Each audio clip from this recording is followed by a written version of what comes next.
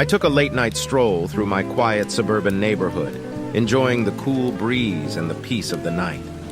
It was a habit of mine to take long walks to clear my head, and I relished the opportunity to stretch my legs and get some fresh air.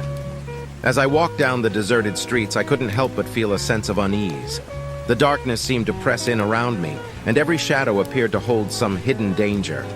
I shook my head and tried to dismiss my fears as irrational, but the feeling persisted. As I turned the corner onto a dimly lit street, I saw a figure in the distance. It was a man, walking slowly towards me. I tried to ignore him and quickened my pace, but as he drew closer, I could see that he was staring at me intently. "Good evening," he said in a low voice as he approached me. I responded with a polite nod and tried to keep walking, but he matched my pace and fell into step beside me. "Beautiful night for a walk, isn't it?" he said with a smile.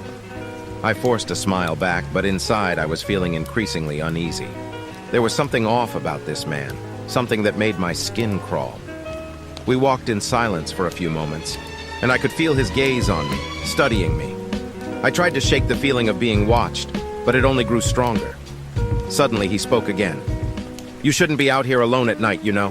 It's not safe." I bristled at his words, feeling a surge of anger. Who was he to tell me what was safe or not? But before I could respond, he continued. "I know this neighborhood like the back of my hand. Let me walk you home, just to be sure you get there safely."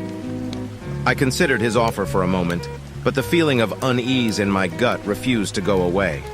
I declined politely and picked up my pace, but he matched me step for step. I tried to ignore him, but he seemed to be getting closer and closer, his breathing growing heavier. I could feel my heart pounding in my chest, and I broke into a run, hoping to get away from him. But he was too fast, and he caught up to me in seconds. He grabbed me by the arm and spun me around, his face twisted into a maniacal grin. I screamed and struggled, but he was too strong. He dragged me into the shadows, and I could hear him laughing as he pulled me towards some unseen destination. As we disappeared into the darkness, I knew that I was in for a long night of terror and horror, and I had no idea if I would ever make it out alive. I was working the graveyard shift at a gas station on the edge of town, the only employee on duty. It was quiet and dark, with only the hum of the vending machines and the flicker of fluorescent lights to keep me company. But then, I heard a knock on the door. I hesitated, wondering if I should answer it. It was so late and I didn't want to let anyone in. But the knocking continued, growing louder and more insistent. Finally, I gave in and opened the door, ready to tell whoever it was to go away. But when I looked outside, there was no one there. Just an empty parking lot and the sound of crickets in the distance. I shrugged it off and went back inside, trying to focus on my work. But then, I heard the knocking again. This time, it was coming from one of the bathroom doors. My heart raced as I approached the door, wondering who could be inside. But when I opened it, there was no one there, just an empty bathroom, with the sound of dripping water echoing in the silence. I tried to tell myself that it was just my imagination, that I was tired and overworked. But then, I saw something move in the shadows. Something that wasn't human, something that made my blood run cold. I grabbed the phone and dialed 911, begging for help. But as I waited for the police to arrive, I knew that I was alone with whatever was lurking in the darkness. The knocking continued, growing louder and more frantic. And then it stopped. The silence was deafening, and I knew that something terrible was about to happen. I never found out what was in that gas station with me that night, but I quit my job the next day, unable to shake the feeling of dread that had settled over me. And every time I pass by that gas station, I feel a shiver run down my spine, remembering the horrors that I endured in that long, lonely night. I always thought my new apartment was perfect. It was in a great location, had plenty of space, and was exactly within my budget. But something felt off from the moment I moved in. I would often wake up in the middle of the night feeling like I was being watched. I would look around the dimly lit room, but there was never anything there. I tried to brush it off as my imagination, but the feeling persisted. One night I woke up to the sound of footsteps in my apartment.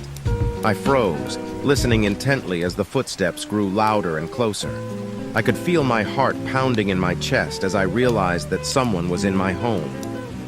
I quietly got out of bed and grabbed a baseball bat from my closet, trying to steady my nerves.